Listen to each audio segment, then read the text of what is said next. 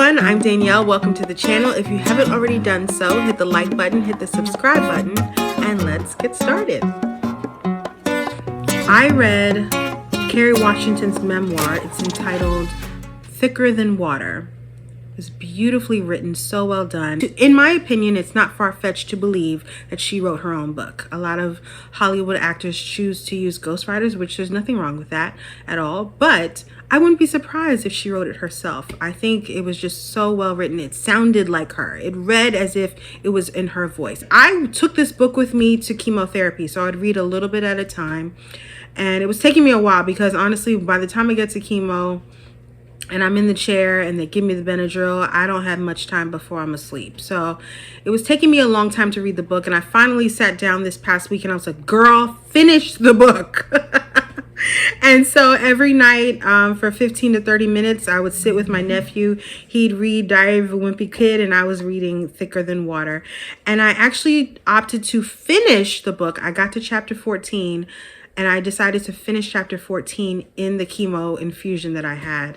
And it was so eerie to read that last chapter as I sat in chemotherapy because I did not know her mom's full journey. She goes into more detail about her mother's cancer journey. And if you read the book, you'll understand what I mean. But it was just reading it as I'm sitting in chemotherapy was just like, wow, this is wild. But it's a great book. I would definitely recommend it.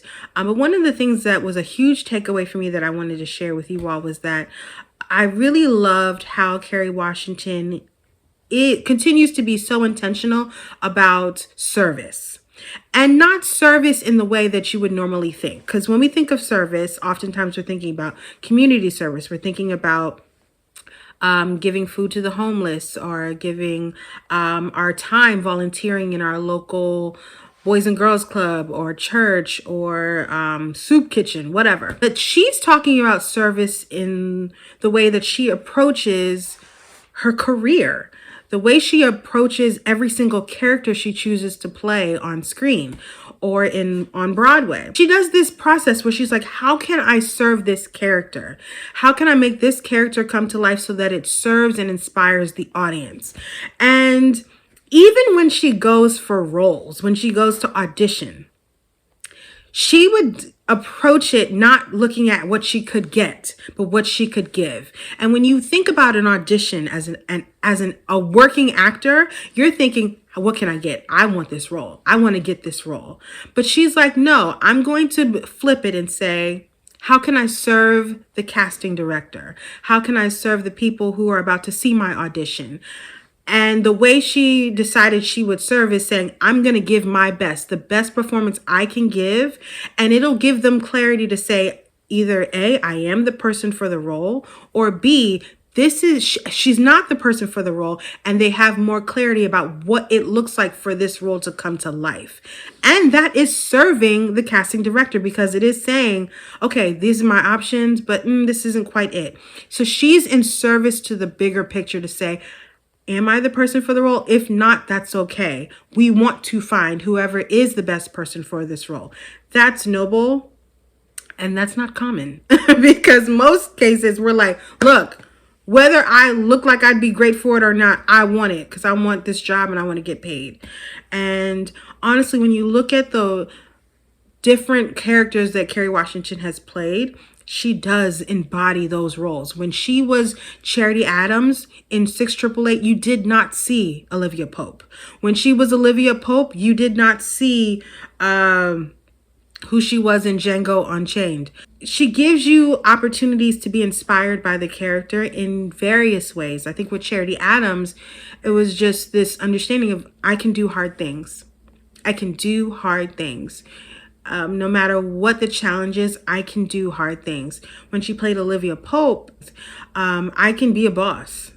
I can be a boss. I can feel inadequate in certain ways, but still show up as a boss and do what I have to do.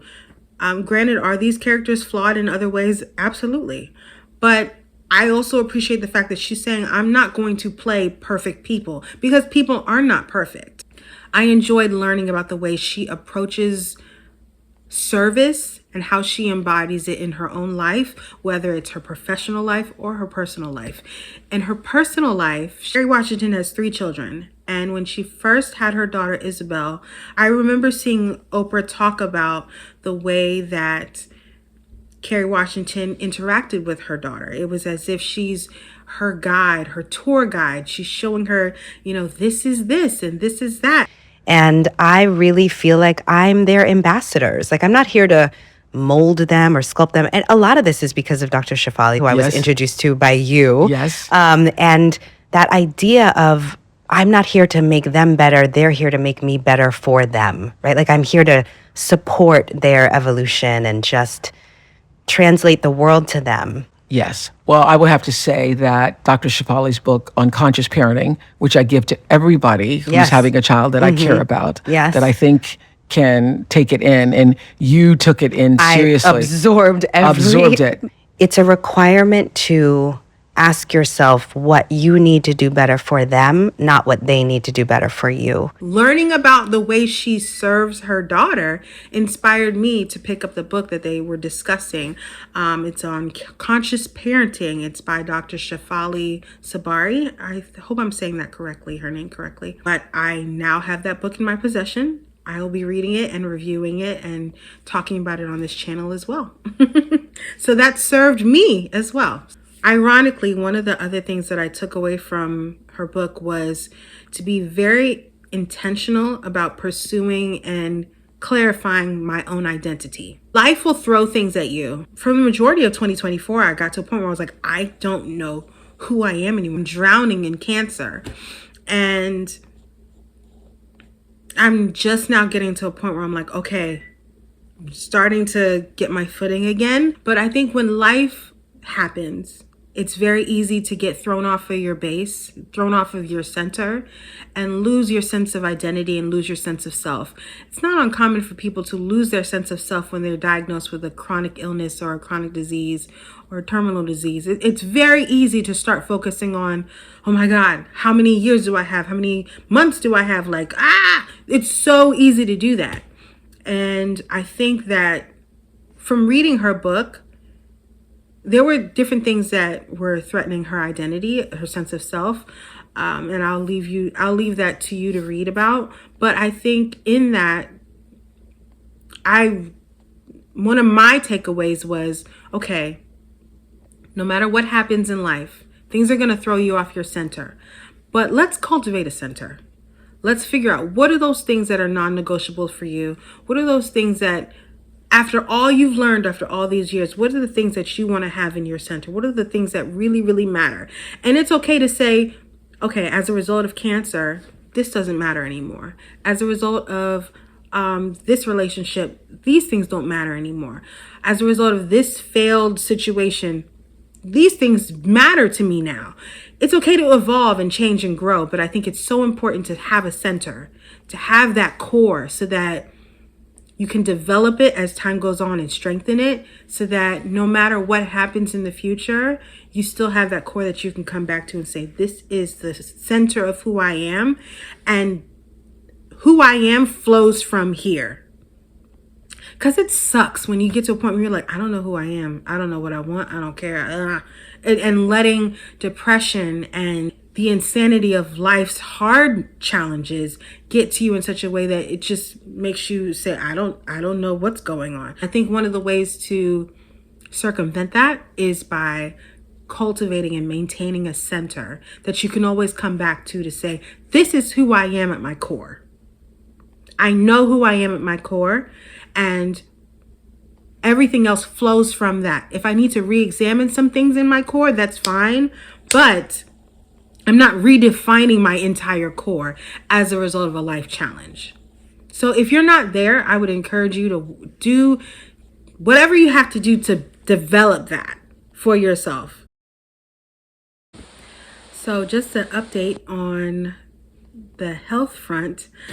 So I've finished my 21st chemo infusion. I'm preparing for my 22nd one.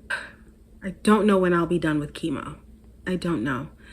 This is the first line of treatment for the cancer, and My oncologist basically said that I will be in chemotherapy indefinitely. We will stay in it until my body decides it can't take it anymore. Disappointed? Did I crash out and cry a couple times or a lot? Yes. I cried in the infusion room. Cried. I was so upset because I didn't know that.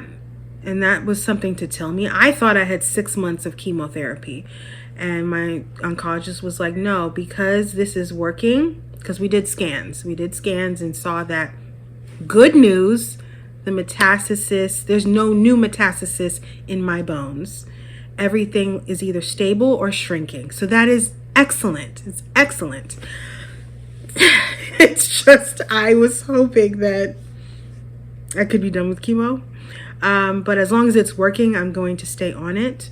My next scans are supposedly going to be in June, but I'm hoping that I can have scans done again in March. I would prefer that, because if the chemo is working and I get to no evidence of disease, by March, I don't want to stay in chemo after March, if that makes sense.